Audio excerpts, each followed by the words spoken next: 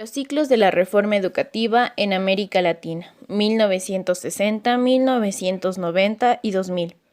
Es un artículo escrito por Claudio Suaznavar y publicado en 2017 por la Revista Española de Educación Comparada, en su 30ª edición. Nos presenta una clara perspectiva de una serie de cambios entre los que podemos destacar la disolución de la URSS, la caída del muro de Berlín, que dan lugar sin duda alguna al fin de un ciclo histórico, en el que se muestra un escenario global caracterizado por la crisis, la incertidumbre y la desestabilización de la composición social de todos los sectores, revelando la expansión de ideologías conservadoras, nacionalistas, además de un marcado ascenso de la extrema derecha o los populismos de derecha, más conocidos como los gobiernos nacional populares.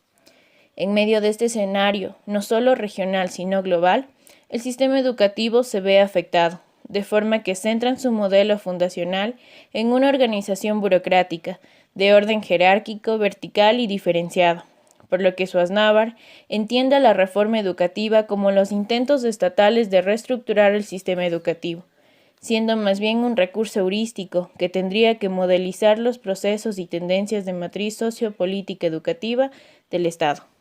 Ahora bien, hablaremos acerca del agotamiento del modelo fundacional y las reformas educativas en la década de los 60.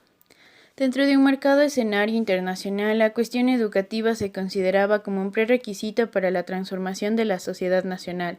La reestructuración de los sistemas educativos estuvo bajo la influencia directa de la UNESCO. En América Latina, estas reformas se dieron lugar entre 1965 y 1975. Se destacan así las reformas de Chile en 1965, Honduras 1966, Argentina y El Salvador 1968, Brasil 1971, Perú, Costa Rica y Panamá 1972 y finalmente México 1973, considerándoles orgánicas e integrales por su carácter holístico, además que suponían modernizar los planes de estudio y mejorar la formación de los maestros.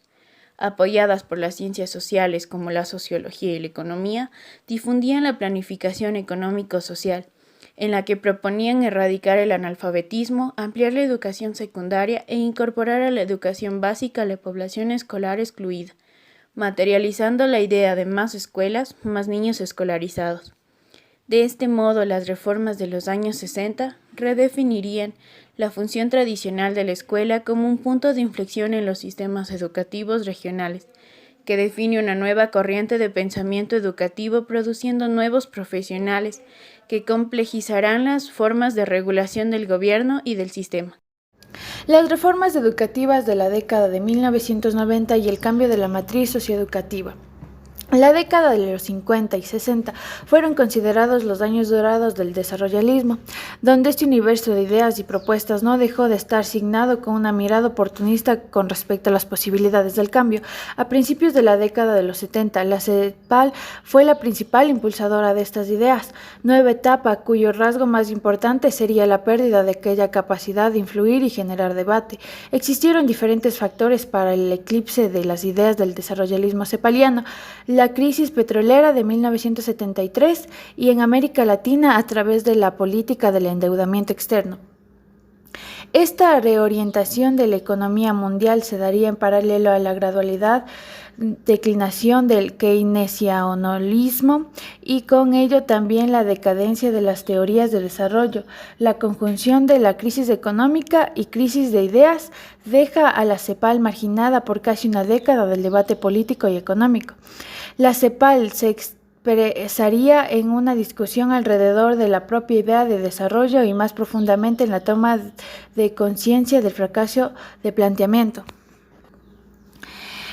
El balance de la década perdida planeada nuevamente el interrogante sobre el modelo de desarrollo que debía llevar América Latina. Esta propuesta fue impuesta por la CEPAL y la UNESCO a comienzos de los 90. Fue un intento de respuesta al nuevo escenario ubicado a la educación como el pilar de una estrategia de desarrollo que sintetizó en la consigna educación y conocimiento, eje de la transformación productiva con equidad.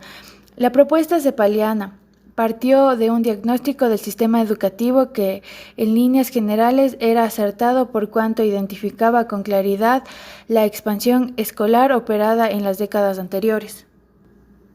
De esta manera, las reformas educativas de los 90 expresaron esta nueva promesa modernizadora que se materializó en una agenda de políticas específicas y en un conjunto de instrumentos cuya modalidad de intervención es el sistema. Fueron los programas específicos que promovieron una llegada directa hacia las escuelas con poca o escasa mediación de las estructuras intermedias del sistema. Este distanciamiento se manifestó en una fuerte academización del discurso educativo, como en el caso de las visiones curriculares y las didácticas específicas promovidas por las políticas de capacitación docente, con las cuales se pensaba transformar las prácticas docentes. Las propuestas de la autonomía escolar que impusieron las reformas contribuyeron fuertemente al desdibujamiento del rol docente. De manera general, podemos decir que las reformas de los 90, si bien incorporaron un conjunto de políticas específicas y nuevos dispositivos de gobierno, su propia racionalidad técnico-pedagógica terminaron desdibujando una mirada estructural de los problemas educativos, hecho que se revela en que casi ninguno de los países modificó la arquitectura organizacional de las escuelas. Por ello es que el balance de las reformas de los 90, si bien marcan un punto de ruptura respecto del periodo anterior, por otro lado expresan las mismas limitaciones de una concepción tecnocrítica que piensa el cambio educativo desde una visión restringida sin tomar nota de la complejidad que supone modificar las prácticas docentes y la cultura escolar. La suerte de estas reformas educativas estuvo ligada al proceso de reconversión y reestructuración socioeconómica que se dieron durante aquellos mismos años. Así, para finales de la década, el fracaso del consenso neoliberal que orientó estos procesos quedó en evidencia, no solo por el aumento de la desigualdad y la profundización de la exclusión social, sino también por la crisis de la cohesión social e inestabilidad política en toda la región.